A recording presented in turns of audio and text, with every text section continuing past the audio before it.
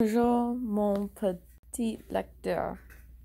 Um, I'm not sure if I said that right. If you're French, or if you can speak French and I said that wrong, then I'm so sorry. I am trying to learn a little bit more French because, it's all my family wants. But basically, if you don't know what I tried to say, I tried to say, um, hello, my little readers.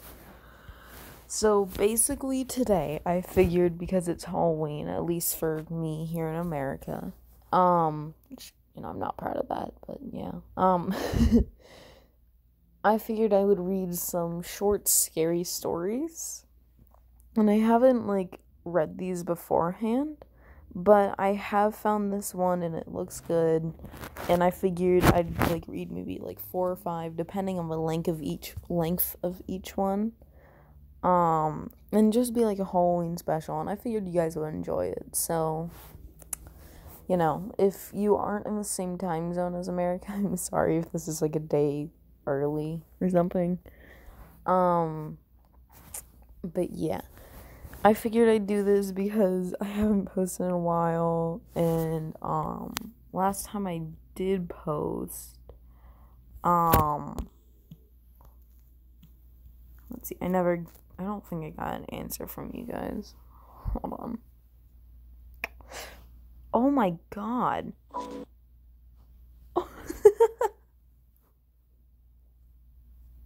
Wow. Okay, that's a lot of views. I just checked it out. I got a lot of views. Almost all my subscribers watched the newest short debate thing, which is good. Thank you. Haven't got an answer yet. So, I think I'm just gonna do for now this Halloween short story, and I'll link them all in the description, numbering them so you guys know. And yeah, I'm sorry to keep this a very long no, but right now I'm alone. And I figured I would read maybe two or three, like I said earlier.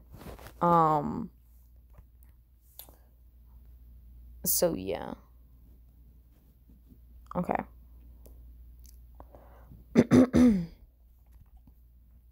A Day in the Life of Veronica Creepy. A Diary of Halloween.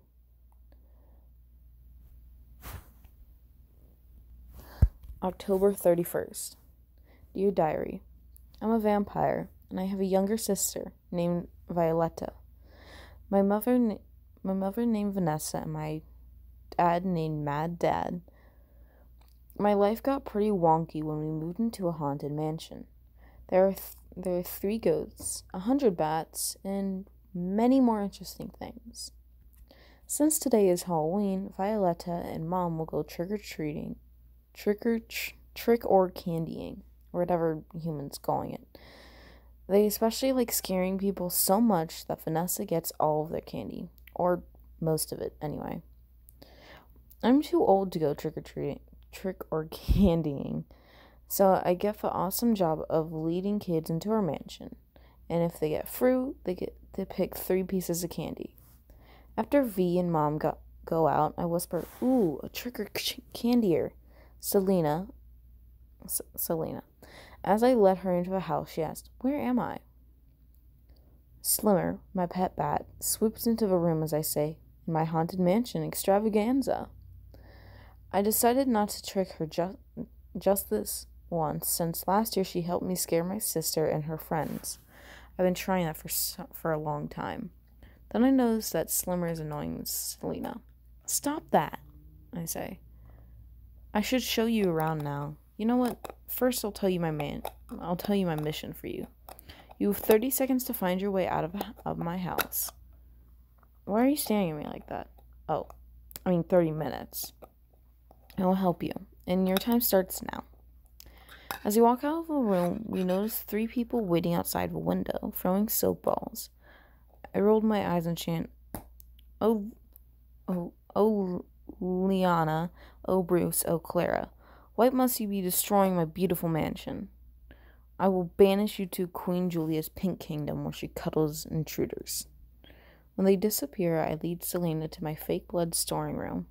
It's a blood substitute because all vampires have a real taste of blood. Just then, I hear a scream. When I look outside the window, all of the kids in Miss Not Creepy's class, Miss Not Creepy, is my mom. They're all throwing sticky, slimy balls with a snap of their fingers. They disappear into the kingdom of pink, or they were supposed to. When I try a second time, they are laughing like maniacs. A vampire magician can't pinkify us. They tease. Now I am really mad. When Rhea starts to say, abracadabra won't work on us, I get Selena to distract them with candy, and I'm able to finally get them into the Pink Kingdom. Selena asked to see the rest of my house. After all of that? So I show her in this order.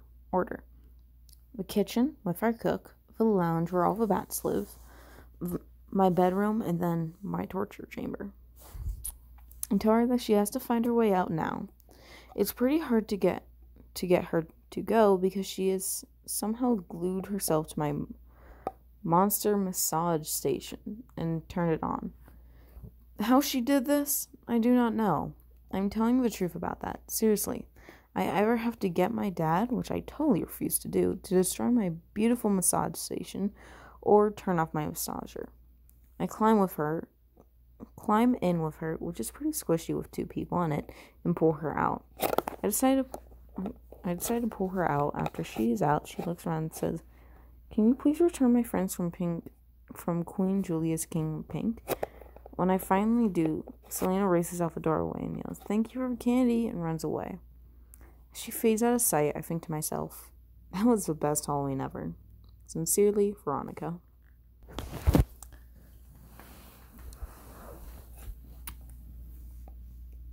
I know that might have been like a little, like cheesy or something. I'm not sure.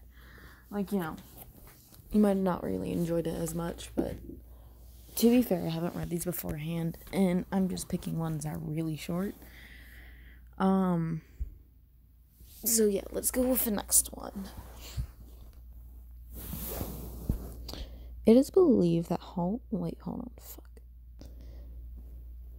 Sorry for that. This story is called My Halloween. It is believed that Halloween is the only time when mysterious and unexplainable things can happen all day.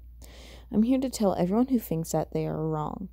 Mysterious and unexplained things happen in everyday life. Halloween is the day where a portal opens up, connecting the world of the living to the dead. It is the day where anything in your worst nightmare can come alive and make that nightmare a reality. My name is Alyssa, and this is my real-life nightmare. It was Halloween day, and everything seemed to be more odd than any other day. I could sense that something bad was going to happen all day, but I didn't think anything of it. I now know that I should have been watching my back. Once the streetlights came on and trick-or-treat was over, and for me that meant a long walk home, the darkening of the night made everything eerie. As if that wasn't bad enough, I could feel someone lurking behind me. I turned around to see if someone was following me, and to my dismay, there was. When I turned and saw a dark, lanky figure standing at least 50 feet behind me, the only things that kept popping into my head were Michael Myers and Jason Voorhees. With a shaky voice filled with hesitance, I called out, "Who's there?" The only reply that reached me was what sounded like the low growl of a hungry animal. I started to take a step forward and second-guessed myself and took a step back. The moment when my foot touched the ground, I was confronting turning his head towards me. At that moment, I could smell rancid, rotting flesh, and I looked around to see where the stomach-churning smell was coming from, and I noticed that there was nothing but him. Hoping that he would leave, I turned and continued walking home. The moment when I started walking, I felt dead, empty eyes gazing at me. and started to hear the sound of feet shuffling on blacktop. I stopped walking, but the sound of shuffling feet and acidic smell was getting closer. I turned around to see how close my stalker was, but the moonlight struck his gory body, and I could see the insides oozing out of every orifice. He started running towards me, but I couldn't move.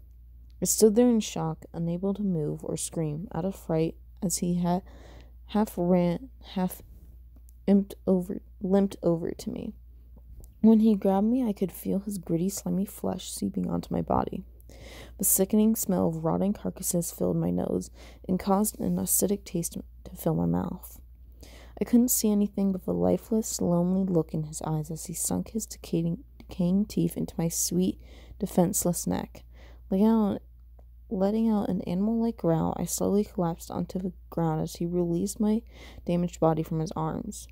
He let out a loud, blood-curdling scream as if he had been starving for years and just now found his next meal. With what I knew my life to end, he didn't waste any time devouring my vulnerable body, leaving me enough life to watch his blood-streaked face and hands walk away, long enough for me to record my story. Story 3, The Candy. I, for one, never favored Halloween. I never really looked at it as a holiday. I hated it. It wasn't a holiday to me. It was a day for females to dress up like sluts and whores, and for men to go around and play pranks on people. A little bit of fake blood. A little bit of fake blood here. It never really raised me. When I was a kid, I didn't even like the candy of it. Chocolate hurts my teeth, sugar makes me sick.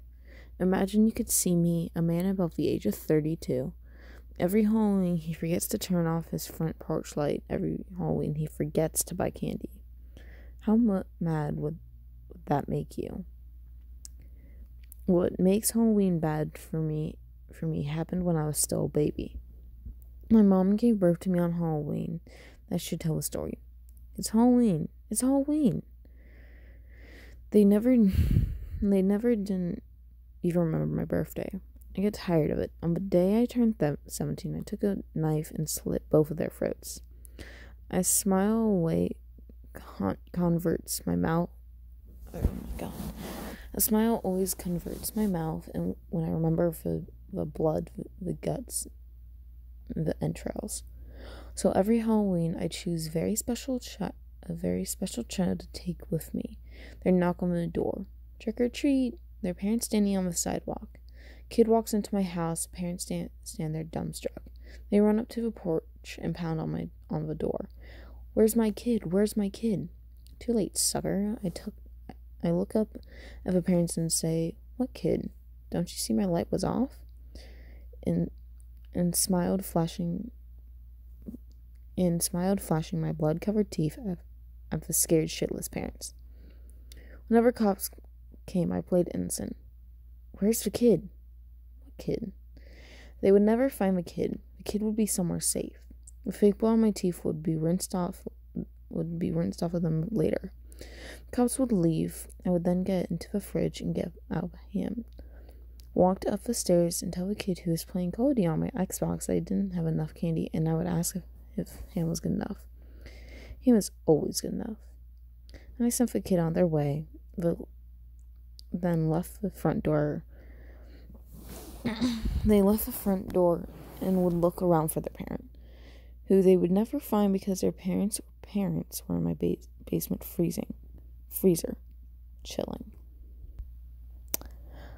Okay, guys, so for the last one, I think it's just gonna be like one sentence horror stories, so I might read like a few of them, so yeah. Alright. 1.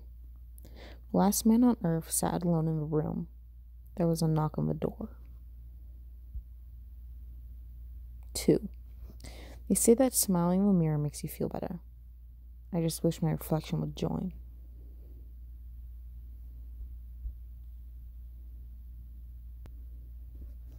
3. As the father was tucking his son to bed, his son said, "Check under the bed." The father grinned and bent down to please his son. Then he saw his son under the bed crying. He said, "Daddy, there's someone in my bed." 4.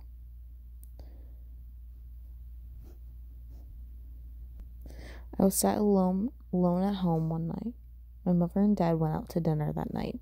A guy with a huge smile plastered on his face came to the door, told me he was sorry for my loss, and then turned around and left. Puzzled, I shut the door and walked into my living room. Sitting on the couch were my parents, covered in blood, with a huge smile sewed onto their faces. 5. She heard the jingling of her kitten's bell on her collar. Smiling, she went to look up for her. And suddenly she stood straight up, frozen, with a horrid realization that her kitten died last month. Suddenly, the color flew out of the dark. When she looked up, there was 2 red eyes staring back at her.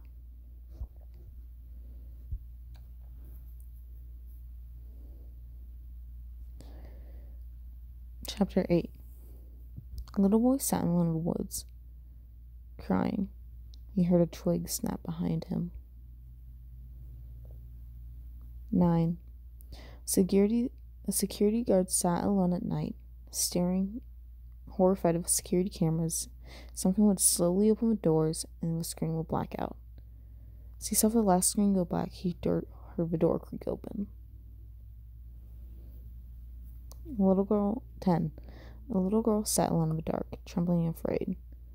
Something put some matches in her hand.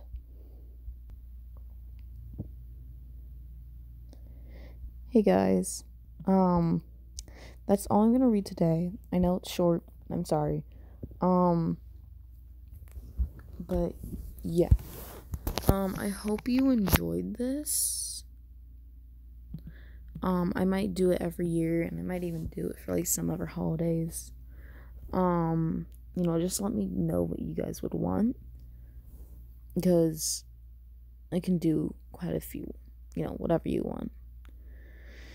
I know it's a break from like my usual like longer, like, really long things, but I just really wanted something out.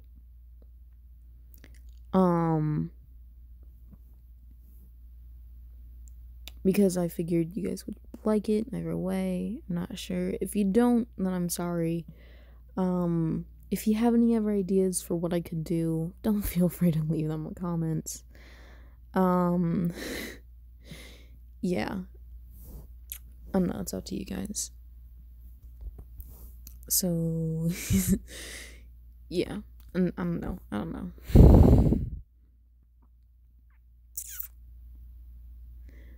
Yeah.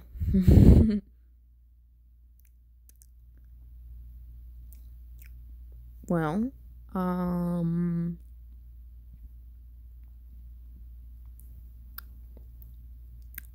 have a good day, I guess. Or night, or whatever time it is for you right now. Just have a good day, or night, or dawn, or dusk, or anything. So, yeah. Don't forget that I love you guys, and yeah. I don't know. I don't know what else to say.